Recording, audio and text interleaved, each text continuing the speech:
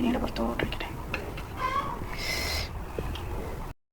കാണിച്ചല്ലോ എന്താണെന്നറിയാം, ചൂട കാണിക്കട്ടോ.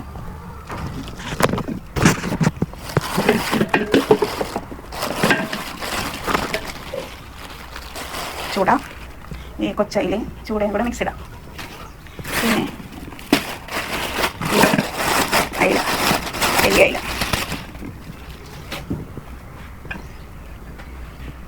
വലിയ അയില. അപ്പം ഇത് കറി വയ്ക്കാം. അത് വെട്ടി വയ്ക്കാം, ഫ്രിഡ്ജ് വെച്ചിട്ട് നാളെ എടുക്കാം.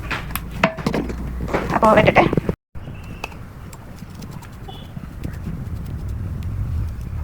മുളക് കറി വെക്കല്ലേ, ചൂട് വറക്കണം, അതിന് നടക്കണം, എടുക്കണ്ടേ. അങ്ങനെ അയില വെട്ടിക്കഴി. അയില ഇത് അതിനകത്ത് കിടന്ന ചെറിയ അയില, പിന്നെ ഇത് ചൂട്. ഇതിപ്പോൾ ഫ്രൈ ചെയ്യാം. ഇത് 2 ദിവസം കഴിഞ്ഞൊരു കറി വയ്ക്കാം. ഇതിപ്പോൾ കറി വയ്ക്കാം, മുളക് കറി വയ്ക്കാം എന്ന് കരുതി. അതിൻ്റെ കൂടെ ഈ അയിലയുടെ കൂടെ കിട്ടിയതാണ് ഈ പനീർ. ഇപ്പോൾ കറി വയ്ക്കട്ടെ.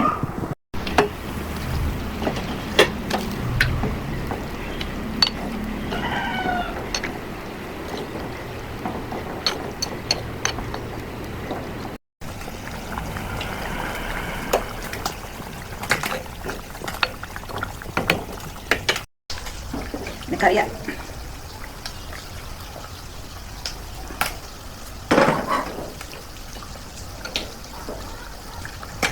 പുളിയാണ് കേട്ടോ.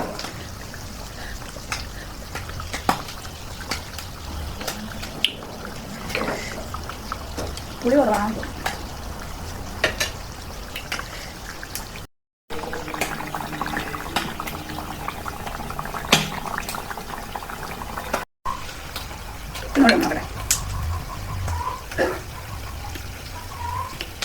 അവിടെ കറക്റ്റായി.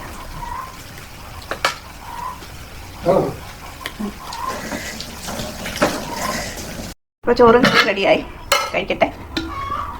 വിശന്നിട്ട് കുടല് കഴിയും. ചോറ് എന്താണോ, ചീനി അഥവാ കപ്പ, പിന്നെ കുറച്ച് മോര്,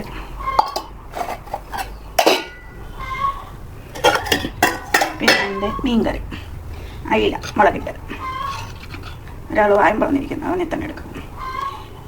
അയില ചീനിയുടെ പുറത്തോട്ട്